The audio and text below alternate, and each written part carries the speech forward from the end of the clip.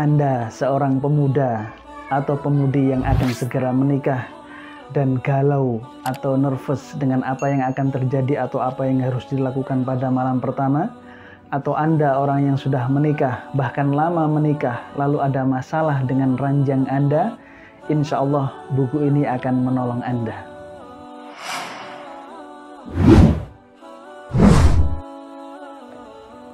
Kali ini kita akan membahas sebuah buku dengan judul yang dahsyat, yaitu Ranjang Asmara, kisah-kisah unik di malam pertama.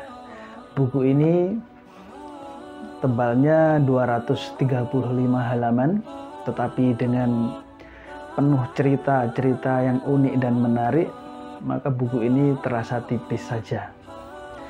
Buku ini pertama kali dibuka dengan pembahasan hikmah indah di balik pernikahan di dalam agama Islam. Dijelaskan dengan ayat-ayat dan hadis-hadis, kemudian diteruskan dengan anjuran menikah di dalam sunnah dan juga di dalam Al-Quran bagi kaum muslimin.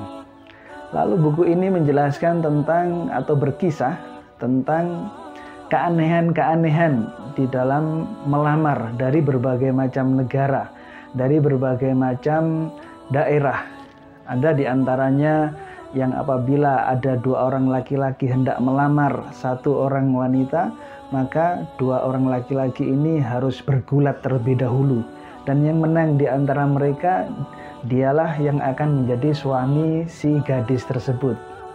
Ada juga kisah yang cukup aneh, yaitu apabila ada wanita yang hendak menikah, maka keluarga si wanita ini akan pergi ke hutan, kemudian di sana membakar kayu, lalu laki-laki yang akan melamarnya satu persatu punggungnya ditempeli dengan kayu bakar tadi. Nah, di antara mereka yang paling kuat ditempeli kayu bakar, dialah yang akan menjadi suami si gadis tersebut.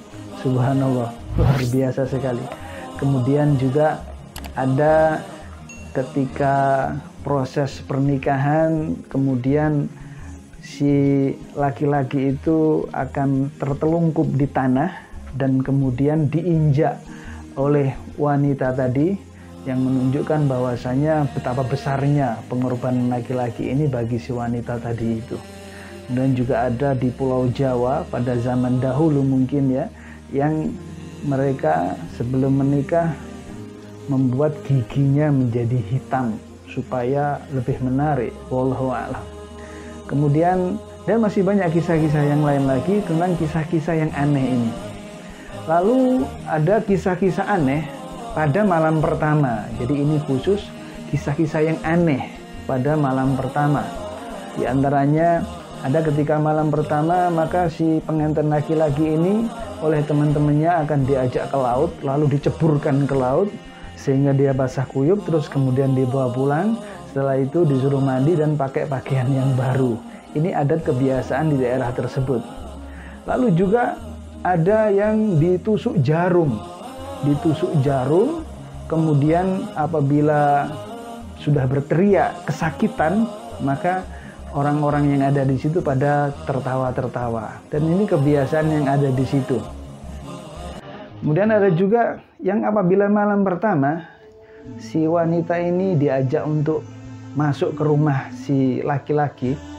Namun sebelum masuk rumah si laki-laki, di mana calon suaminya tadi itu sudah ada di dalam rumah, sebelum atau ketika kakinya melangkah ke dalam rumah tadi itu, maka otomatis segera saja diinjak dengan kakinya laki-laki tadi itu, yang itu menunjukkan bahwasanya dalam keluarga nanti yang berkuasa adalah laki-laki tersebut.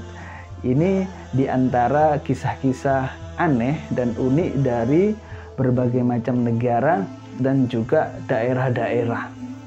Kemudian sahabat sekalian yang dirahmati Allah Subhanahu wa taala, kisahnya Sa'id bin Musayyib rahimahullahu taala yang menolak lamaran untuk putranya, menolak lamaran dari Amirul Mukminin, khalifah saat itu ya, Amirul Mukminin Malik bin Marwan, seorang Amirul Mukminin, presiden yang melamar untuk putranya Walid bin Abdul Malik, tetapi ditolak oleh tabi'in Sa'id bin Musayyib karena bahwasanya sudah terdengar kabar terkenal bahwasanya putra dari Amirul Mukminin ini adalah seorang pemuda yang akhlaknya buruk, sehingga dia tolak lamarannya. Bahkan sampai dihukum Sa'id bin Musayyib oleh Amirul Mukminin saat itu, tapi tetap bergeming dan tidak mau menyerahkan putrinya untuk menjadi menantunya presiden. Subhanallah. Kemudian setelah itu datang kepada beliau muridnya ya, yang bernama Abdullah bin Abi Wada'ah, seorang duda, dan setelah itu, setelah kematian istrinya, mengunjungi gurunya, dan gurunya telah mendengar kabar tersebut. Lalu kemudian Sa'id bin Musayyib menawarkan putrinya untuk dinikahi oleh muridnya tersebut, dan muridnya tersebut mengatakan, wahai Sa'id bin Musayyib guruku, bahwasanya aku ini orang miskin, aku ini cuma punya 2 dirham atau 3 dirham saja, sangat sedikit sekali yang dia punya, ya mungkin punya hanya 500 ribuan begitu, atau kurang 400 ribu atau 300 ribu saja yang dia punya.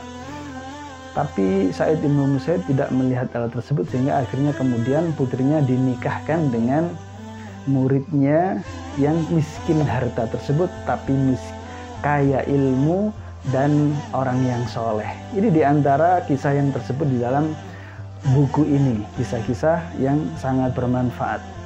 Kemudian juga di dalamnya ada kisah-kisah unik pada malam pertama.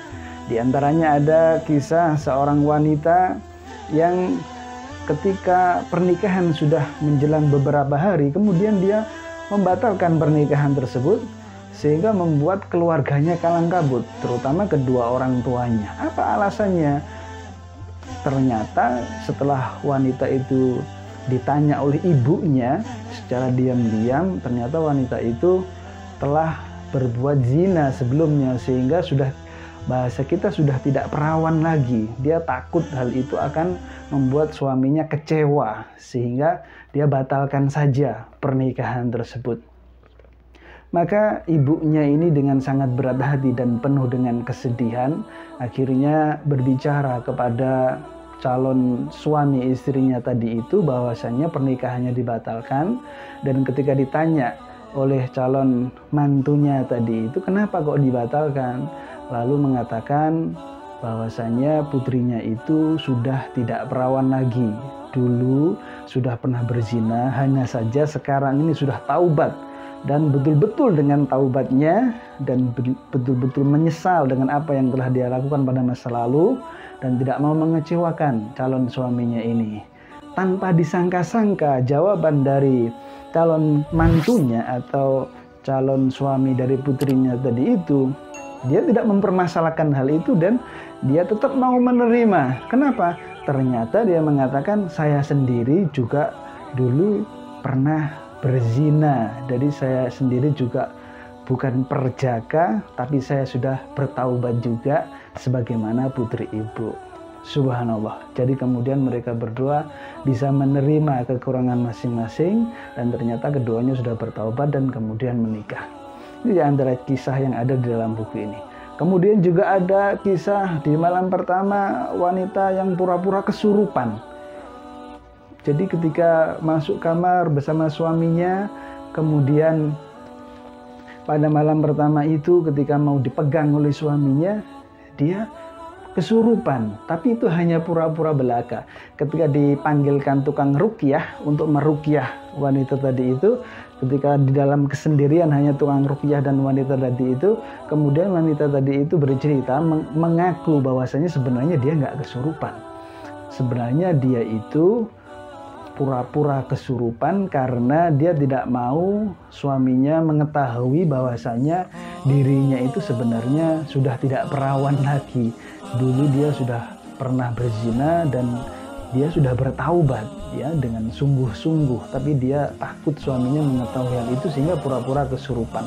Maka si tukang ruqyah tadi itu dengan kepandaiannya dan dengan kecerdasannya lalu memanggil semua keluarga dan mengatakan bahwasanya jin yang ada di dalam wanita ini itu dia mau keluar.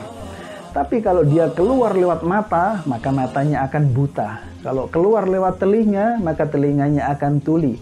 Kalau keluar lewat kemaluan, maka keperawanannya akan hilang, akan robek. Sehingga disuruh milih, keluarganya milih yang mana? Maka keluarganya milih lewat kemaluan saja, karena efeknya tidak terlalu besar daripada buta dan tuli. Sehingga dengan akal-akalan dari tukang ruqyah tadi itu, selamatlah wanita tadi itu dan bisa dengan suaminya pada malam pertama itu dengan indah. Sahabat sekalian yang dirahmati Allah Subhanahu wa ta'ala, banyak sekali kisah-kisah unik, kisah-kisah menarik, kisah-kisah yang penuh dengan tips-tips, hikmah dan manfaat yang bisa kita ambil sebagai seorang suami atau sebagai seorang istri atau orang yang akan menikah atau orang yang ada masalah di dalam keluarganya, terutama di dalam masalah ranjangnya. Buku ini sangat bermanfaat seperti yang sudah kita sebutkan di awal tadi bagi pemuda atau pemudi yang akan menikah. Di dalam buku ini tidak memberikan tips-tips bagaimana supaya tidak galau, bagaimana supaya tidak nervous, bukan itu. Tapi buku ini menyajikan kisah-kisah yang dari situ teman-teman, sahabat-sahabat, pemuda atau pemudi bisa ngambil pelajaran dan merasa, oh ini teman saya, jadi merasa ada teman, oh ada orang yang begini begitu, sehingga kita bisa memposisikan diri kita sebagaimana posisi mereka. Dan banyak juga memberikan nasihat-nasihat yang penting di dalam, terutama di dalam menyikapi malam pertama. Kemudian yang kedua, buku ini sangat bermanfaat sekali bagi orang yang sudah menikah lama dan kemudian mengalami ada masalah di dalam keharmonisan rumah tangganya, terutama di dalam kamar, di dalam ranjangnya dengan istrinya. Maka buku ini bisa insya Allah akan menolong Anda memberikan solusi-solusi yang tepat bagi hubungan suami istri, solusi-solusi yang berdasarkan Al-Quran dan Sunnah dan berdasarkan orang-orang soleh, orang-orang yang mereka berilmu, sehingga apa yang mereka perbuat dilandasi dengan ilmu. Kemudian yang berikutnya, buku ini sangat tepat sekali bagi Bapak Ibu sekalian yang mempunyai pemuda atau pemudi atau anak putra ataupun anak putri yang hendak menikah dan kemudian merasa ada yang kurang cocok dengan calon menantu, maka bisa membaca buku ini dan mengambil pelajaran bagaimana seharusnya sebagai seorang tua ketika ada seseorang yang melamar anaknya atau anaknya sudah butuh untuk dinikahkan dengan orang lain dan hendaknya tidak memberikan syarat-syarat yang terlalu berat. Kita ingat bagaimana kisahnya Sa'id Ibnul Musayyib tadi itu. Kemudian juga buku ini sangat cocok sekali bagi Bapak Ibu yang sudah lama menikah dan ingin menambah, memperkuat, memperkokoh keharmonisan rumah tangga dengan membaca kisah-kisah yang penuh hikmah di dalamnya, kisah-kisah unik dan menarik dari orang-orang soleh dan orang-orang muslim pada zaman dahulu. Kita bisa mengambil pelajaran. Kalau itu seorang istri, maka mengambil pelajaran bagaimana hak dan kewajibannya kepada suami. Kalau itu seorang suami yang baca buku ini, maka bisa mengambil pelajaran bagaimana hak dan kewajibannya sebagai seorang suami untuk istrinya, untuk anak-anaknya, dan untuk keluarganya. Ini sahabat sekalian, semoga bermanfaat. Ini sungguh buku yang menarik sekali, menarik dan mendapatkan pahala apabila membacanya insya Allah. Billahi taufiq wal hidayah. Wassalamualaikum warahmatullahi wabarakatuh.